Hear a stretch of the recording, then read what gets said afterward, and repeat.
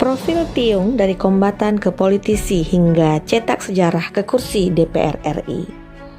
Rekan Jempa, jangan lupa like, subscribe, dan aktifkan lonceng notifikasi untuk mendapatkan update terkini dari channel ini.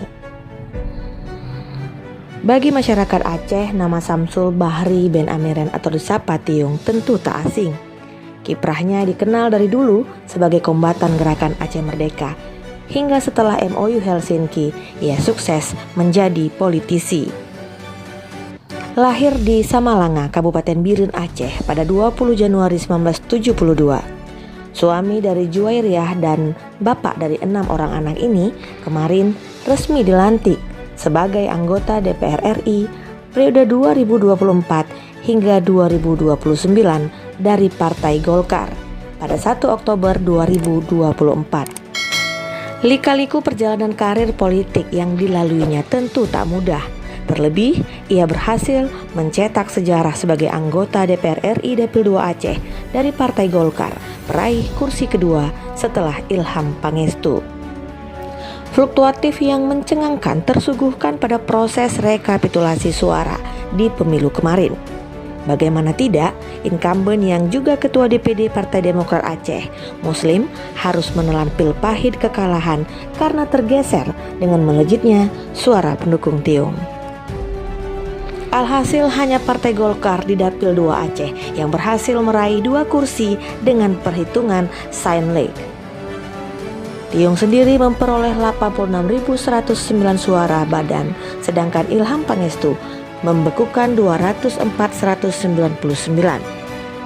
Kolaborasi keduanya membuat Golkar peraih tertinggi. Dalam dunia politik, sebenarnya Tiung memang bukan orang baru.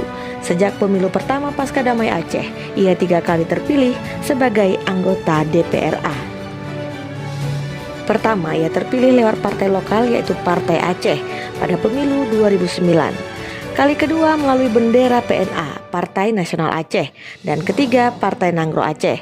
Selanjutnya pada pemilu 2024, ia berjuang ke Senayan melalui Partai Nasional Golkar. Sebelum menjadi politisi, Tiung merupakan tokoh kombatan GAM dengan jabatan Panglima Daerah 1 Wilayah Bate Ili.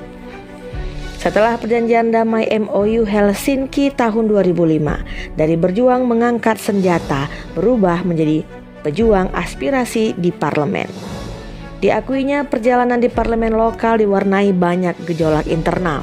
Namun, semua bisa dilalui hingga masyarakat Aceh memandangnya sebagai politisi ulung.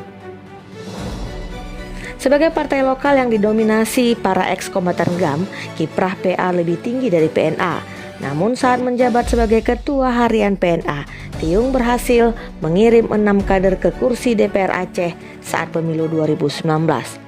Jumlah tersebut meningkat dari pemilu sebelumnya.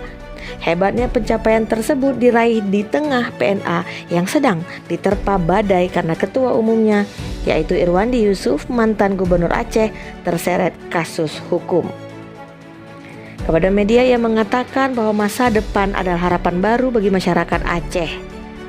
Sehingga jika produk parlemen itu berkualitas, tentu target kemajuan Aceh akan lebih cepat. Karena itu ia memohon dukungan dari seluruh masyarakat Aceh. Kini setelah ia resmi menduduki Senayan, Tiung menyampaikan komitmennya untuk mengawal program-program unggulan dalam membangun bangsa melalui kewenangan yang dimiliki Dewan untuk 5 tahun ke depan.